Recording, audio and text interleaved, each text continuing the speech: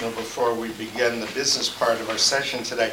This is from Joshua chapter 1, verses 1 through 6. After the death of Moses, the Lord's servant, the Lord spoke to Joshua, son of Nun, Moses' assistant, and he said, "Moses, my servant, is dead. Now therefore, it is time for you to lead these people, the Israelites, across the Jordan River into the land which I have given them. I promise you what I promised Moses. Wherever you set foot, you will be on land that I have given you, from the Negev wilderness in the south to the Lebanon mountains in the north, from the Euphrates River in the east to the Mediterranean Sea in the west, including all the land of the Hittites.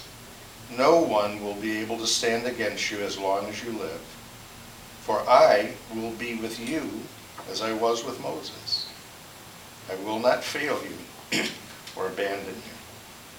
Be strong and courageous, for you are the one who will lead these people to possess all the land I swore to their ancestors that I would give them."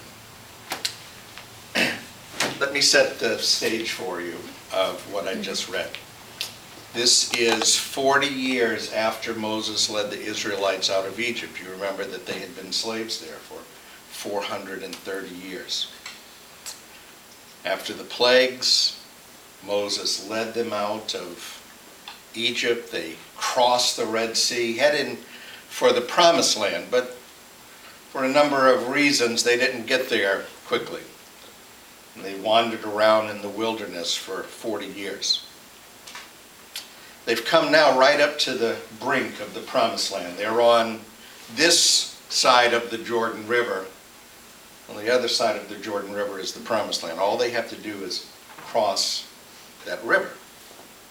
There's only one problem, and it's a big one. Moses, who had been their leader for 40 years, had just died. Moses had been there through every significant event in their history as a people there. The great victories of crossing the Red Sea, Moses led that. And even in the setbacks, the worshiping of the golden calf in the wilderness, Moses was there for that. It was Moses who went up on the mountaintop and came down with the stone tablets, the 10 Commandments. Moses was their guy. Now he was dead. They come right up to the Promised Land, and Moses is gone. But God had a message for them. And the message was, Moses is dead, but I'm not. I'm still here. And the promises I made to you, I plan on keeping. The plan to occupy the Promised Land was not Moses' plan, it was God's plan. And it was still in effect, and God was still going to lead them to do it. At my ordination sermon 41 years ago, older than most of you in this room, not all of you, but most,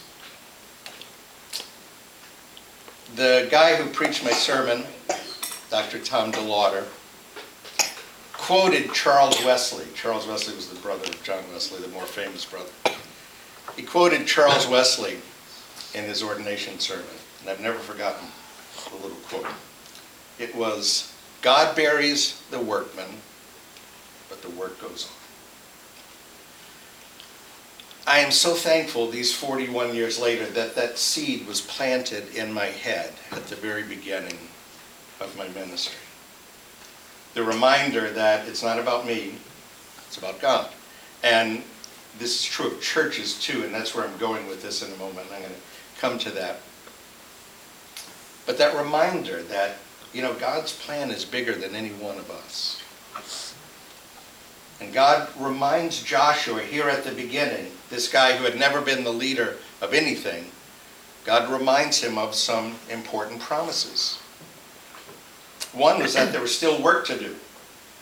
Moses, my servant, is dead, now therefore arise. He doesn't say, Moses, my servant, is dead, now quit, or give up, or turn back. he says, "Now therefore arise and lead the people across the Jordan." What seemed like an ending both to Joshua and to the people of Israel was in fact a new beginning. This was God's plan. He refers to the promised land as the land which I am giving you. Not Moses. I'm giving it to you. Moses was his instrument, just as Joshua would become his instrument, but it was God who was doing it. Then in verse 3, he says, "Every place on which your foot treads, I have given you," just as I said to Moses.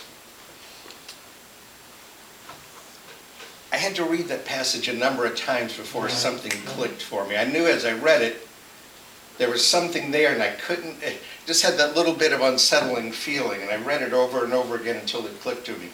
It's the language.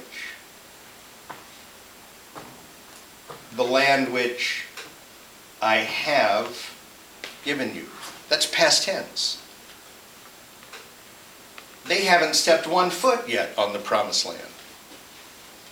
And God's referring to it as an accomplished fact. I've already given you this land. You just haven't stepped on it yet. Somebody, I don't know who, somebody way back when counted all the promises of God in the Bible. And he came up with 3,000. Think about that. 3,000 promises from God to us in the Bible. And he's never broken one of them. He's never gone back on his word. He's never failed to keep one of them. And that's what he's reminding them of here. This is already an accomplished fact. You just need to go out and claim it.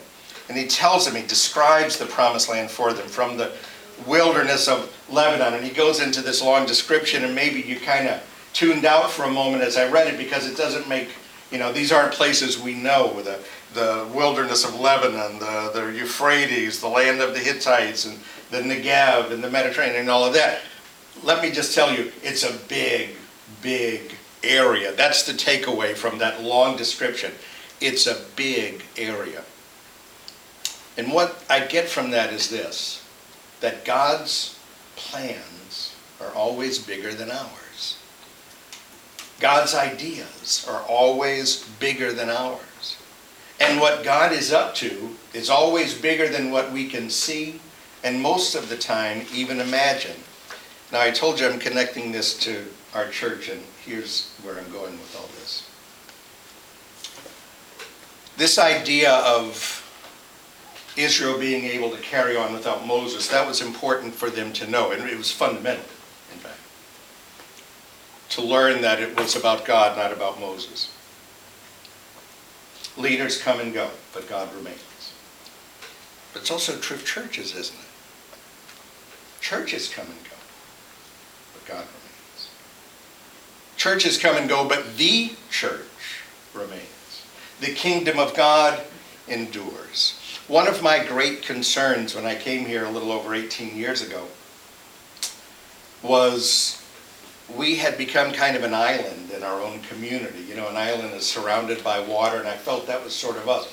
Isolated, no longer matching up with our community, kind of, isolated from them. Now, that's not an unusual thing. Churches face that all the time. It's more accelerated here in Los Angeles. It happens faster, but it happens all over the country. And what churches typically do in that situation is they relocate. They sell the building and move to a community where the people look more like them, and they buy a building there and they kind of start over in that area. Problem is, as I saw it, if we did that,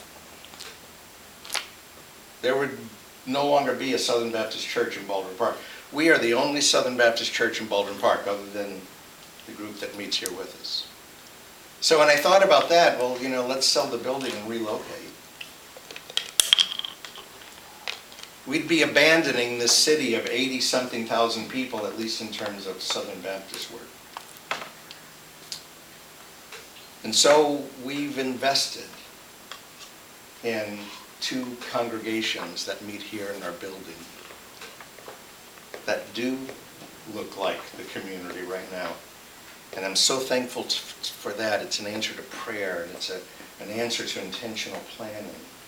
And it doesn't happen all the time. And what I'm wanting to remind you of is what we're doing as a church and where we're going and what our vision is and what we're trying to accomplish. And to tell you, this doesn't happen all the time. In fact, most of the time it doesn't. That churches leave behind more than a legacy. I read something in our state paper once, and our state Baptist paper, and I saved it. I know this guy is Randy Bennett. He's a fellow pastor here in Southern California. And he wrote this. He said, back in 1974, I went with a director of the Orange County Baptist Association to an abandoned Baptist church in Brea. There were bulletins sitting on the pews as if people had just left for a few minutes. If it weren't for the dust everywhere, I might have thought that. What really broke my heart was walking through the children's Sunday school classrooms. There were children's Bibles lying on the tables. There were incomplete art projects lying all over the place. Bright posters were hung on the walls, but there was no one there to see them. I even spotted a child's offering envelope that had a few pennies in it. I remember crying. And the associational director cried too. Before we left, we bowed our heads and prayed that someday a new church would be planted on that site. That's what usually happens. That's the typical story. That won't happen here, because we're leaving behind two churches that match this community just as we have for the past 71 years. For 71 years, we've faithfully preached the word. We've worshiped God in this place. We've enjoyed Christian fellowship. We've ministered in the community in the name of Jesus, and that's quite a legacy. But we're leaving behind more than a legacy. We're leaving behind two churches. They're Southern Baptist churches just like us. Now, they're not, how does that saying go? It's not your mama's Southern Baptist church. It's not your parents' Southern Baptist church. And it's not supposed to be. They sing new songs, different songs, songs that you might not like because you're not supposed to. It's a new music for a new age that reaches new people. And they minister in languages other than English. And they minister to many people who immigrated here from other places. And thank God for that, because that's what Baldwin Park is now. And thank God we're leaving behind two congregations that are going to minister to and reach this community for generations to come. We've planted something. We've nurtured it. We've watered it. And we're leaving behind something that's going to endure. The day will come when our church is just a memory. But we're leaving in our place two congregations that for decades to come are going to worship God in this place and teach the Bible and reach the people. And I take great, great satisfaction in that, deep satisfaction. It is the most fitting conclusion to our church's life in this place. God buries the workman, but the work goes on. Thank God for that. All right, we will call ourselves